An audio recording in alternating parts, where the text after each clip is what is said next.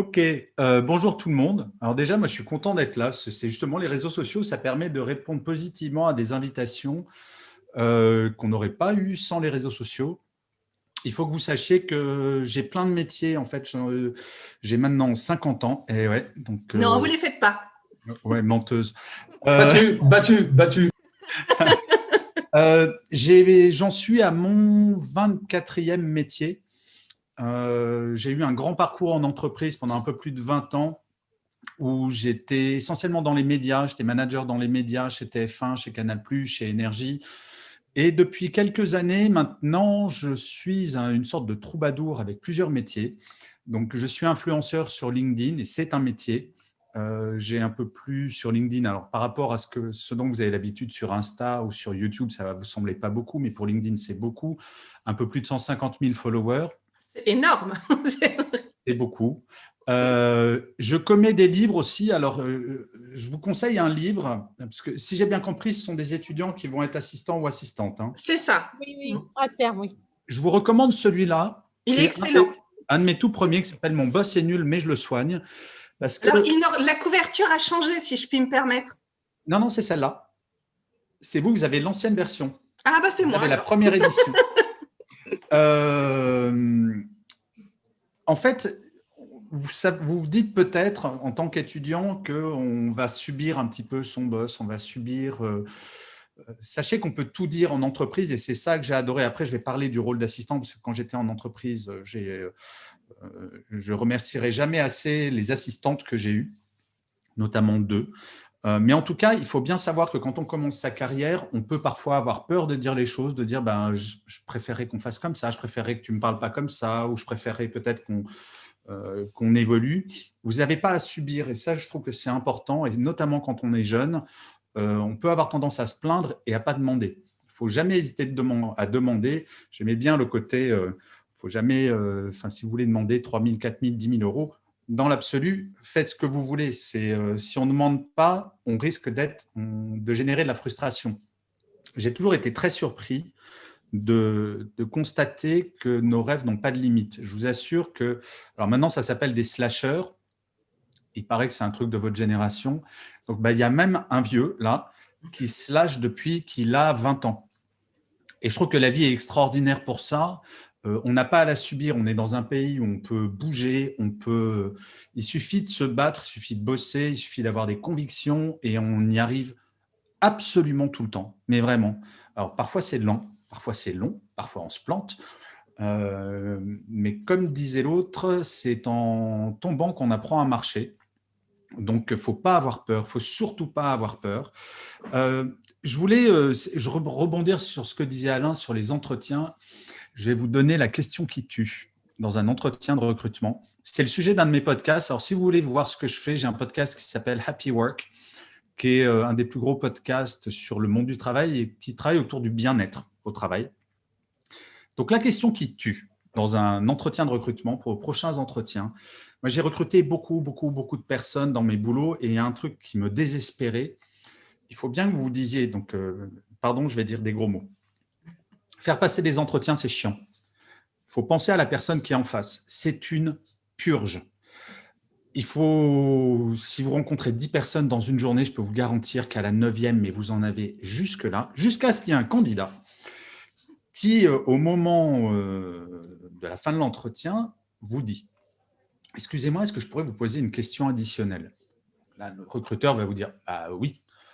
Et là, vous dites « Mais j'aimerais bien savoir ce qui tous les jours, vous motive pour venir travailler dans cette entreprise. » Et là, la personne va généralement tomber des nues en se disant « Oh mon Dieu, il s'intéresse à moi !» Et vous allez marquer des points. Et c'est ça qui est fondamental dans la relation à l'autre, et c'est pour ça que je vais en venir à la relation à son assistant ou à son assistante. Dans ma carrière, j'ai eu beaucoup d'assistants, d'assistantes, mais il y en a 2 qui ont été, mais c'est même pas qu'elles m'ont changé la vie, c'est au-delà de ça, le rôle de l'assistant et de l'assistante, il est fondamental. Alors certes, il y a bien entendu tout ce qui est confidentialité, j'imagine que ça sont toutes les thématiques dont vous avez parlé.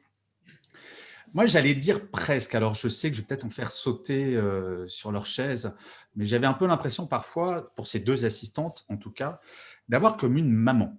Alors, je vous explique, parce qu'une maman, c'est sympa, mais une maman, ça gueule. Et une maman, ça vous engueule. Et parfois, c'était un petit peu mon Gemini Criquet qui venait me dire, Gaël, fais gaffe, il y a ça qui se passe dans les bureaux, parce que ce sont des oreilles. Surtout, moi, j'étais à des postes de comité exécutif, donc toutes mes décisions avaient un impact sur l'entreprise. Donc, j'avais besoin de ces oreilles de la machine à café, j'avais besoin de sentir l'ambiance dans la boîte. Et donc, parfois, elles m'engueulaient, gentiment, parce que tout est question, oui, faites gaffe, hein, elle n'est pas traitée de gros con, votre patron, parce que c'est la forme à son importance. Hein. Très vrai, on peut tout dire à quelqu'un tant qu'on y met la forme. Et je trouve que le rôle d'un assistant ou d'une assistante, c'est extraordinaire parce que vous allez voir tous les sujets de l'entreprise, vous allez avoir accès à toutes les informations. Comme Alain, moi, mon assistante, triait mes mails, lisait mes mails, j'avais rien à lui cacher. Donc, c'est vraiment une relation réciproque qui se construit. La confiance, ça ne se construit pas comme ça. Quand vous êtes dans un comité exécutif et que parfois, vous avez des mails extrêmement confidentiels, voire secrets, que votre assistante les lit, il faut vraiment lui faire confiance, parce que si jamais elle n'était pas dans la confidentialité, ça pourrait avoir des conséquences absolument dramatiques. Mais quand, en tant que manager, j'ai eu la chance 2 fois de suite d'avoir une très bonne assistante, c'est même pas qu'on gagne du temps, c'est au-delà de ça, ça libère de l'esprit, ça libère la charge mentale, ça libère tellement de choses. Et à l'inverse, quand vous avez une quiche, c'est un enfer. Non, mais on ne va pas se mentir, c'est-à-dire que une assistante ou un assistant, ce n'est pas quelqu'un qui fait que gérer l'agenda et répondre au téléphone. C'est un rôle qui est tellement au-delà de ça. Mais malheureusement, c'est vrai qu'il y a des assistants et des assistantes qui se cantonnent à ça. Et en fait, c'est quelque chose que j'ai toujours fait dans ma carrière et que je recommandais à toutes mes équipes. Fabriquez votre métier. Assistant, assistante, il y a des fondamentaux et j'imagine qu'à l'école, vous apprenez ces fondamentaux. Ensuite, le métier d'assistant ou d'assistante va dépendre du manager avec qui vous travaillez, de l'entreprise avec laquelle vous travaillez. Et il faut toujours suggérer des idées. Dire à son boss, tiens, qu'est-ce que tu penses si on organisait ça différemment, si on faisait ça? On a besoin en tant que manager d'avoir des gens qui, pas qui pensent à notre place, mais qui complètent notre pensée. Et proposition. Pardon? Être source de proposition. Exactement, mais il faut oser. Et c'est vrai, quand on est jeune diplômé, parfois on n'ose pas parce qu'on ne se sent pas légitime. Et c'est vrai qu'il ne faut pas arriver, parce que sont des jeunes d'une vingtaine d'années à peu près. Oui, à peu près. Il y en a qui sont encore plus jeunes. Oui. Juste pour dire que j'aime bien ce que vous venez de dire, Noël, c'est on construit notre métier, on construit notre carrière et rien n'est jamais écrit. Et c'est ça qui est génial. Moi, je vous dis, je crois que j'en suis au 23e ou 24e métier. Ce n'est pas le cas de tout le monde. Et puis, il y a des gens qui font le même métier toute leur vie et qui surkiffent. Mais on est dans une période morose, on ne va pas se le cacher, mais on est responsable de la vie professionnelle que l'on veut bien se construire. Et pour ça, ce n'est même pas que je suis optimiste. Je vous garantis, à vous qui allez bientôt être diplômés, vous pouvez avoir une vie de dingue, mais vraiment professionnellement, vous éclatez. Et je fais partie de ces gens où il ne faut jamais se laisser emmerder dans la vie professionnelle et qu'à un moment, il faut avoir le courage de dire non. Et si jamais un jour vous avez des doutes sur comment gérer son manager, sur comment améliorer son bien-être au travail, vous pouvez toujours faire un saut sur soit mon profil LinkedIn, soit mon site web gchatelain.com et vous aurez plein de contenu et vous pouvez même m'écrire. Vous savez quoi? Un truc de dingue, je réponds. Moi, Noël, un tout petit mot, kiffer tout le temps. Et il y a moyen de kiffer et c'est écoutez pas les tristes cires qui vous disent que le monde de l'entreprise c'est pourri et compagnie, c'est à vous. Et je vous jure que ça fait 30 ans que je bosse maintenant. Il n'y a pas, allez, non, il y a 2-3 jours où je me suis fait chier. Mais malgré tout, il y a vraiment moyen de faire de votre métier un truc juste génial et d'être le bras droit de votre futur boss. Donc, kiffez. Voilà, mot de la fin, kiff. Merci beaucoup.